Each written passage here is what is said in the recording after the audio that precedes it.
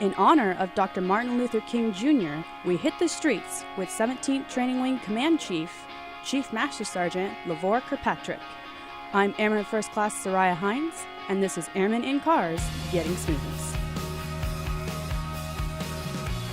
Start this off, we're going to do some trivia. Oh no. Yeah. Martin Luther King trivia. Yes, Martin Luther King gosh. trivia. So, when Dr. King won the Nobel Prize in 1964, he was the youngest man to ever receive it. How old was he? Do you want to guess or do you want multiple choice? I know he was in his young 30s. Okay. How old? Give me multiple choice. Let's see how All close right, I can get. so we've got 29, 35, 25, or 30. Ooh, based on my initial estimate, I would have to say that he was 30. Probably. What was the first option? 29. 29, 25. Oh, you know what? I think he might have been 35 years 25, or 30. old. I think he was 35 years I old. think he was 30. You're gonna change your answer, sir, even though everybody says never to do that. They do. That is a official Air Force policy is never change your answer. You know what? You're right. I'm sticking with it. He was 30. Mm-hmm. Wrong. He was 35. See, you goaded me into it. I did.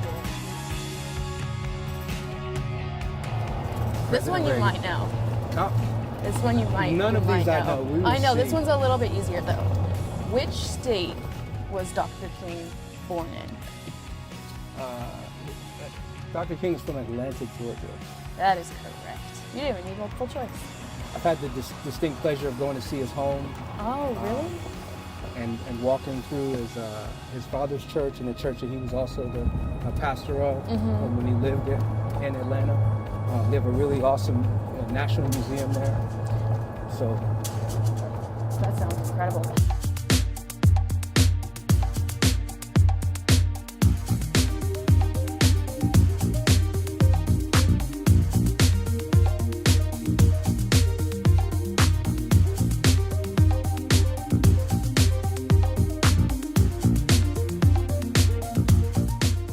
So, Chief, how do you celebrate Martin Luther King Jr.'s birthday? really, when I think of Dr. Martin Luther King, the observance it's outstanding because it gives us an opportunity to reflect on him for that one day. But I think of him and what he's done for me, my family, for our country, every single day, every day. The opportunities that I have, the opportunities that we all have in the world that we live in is framed because of him and people like him who would go above and beyond to make sure that we have the liberties and freedoms and the things that we enjoy to this day. So I celebrate really Dr. Martin Luther King every single day that I get a chance to wear this uniform and serve my great country. Smoothies included. Smoothies included.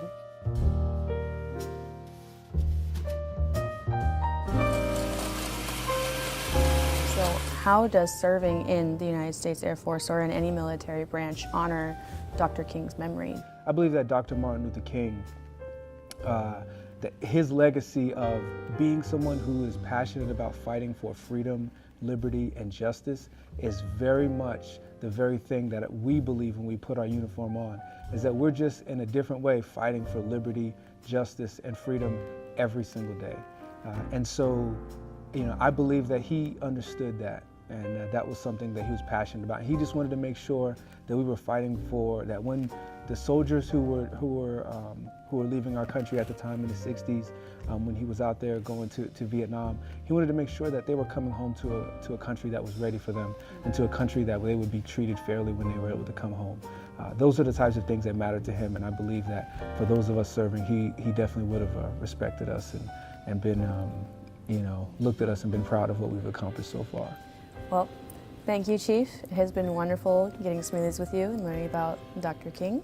Well, thank you, Airmen Hines. It's been an absolute pleasure getting a smoothie and a coffee. Next time, if we're doing smoothies, you need to get a smoothie as well. Yes, sir. Okay. All right, thank you. Have a great day. He's going to use that. He is going to use that.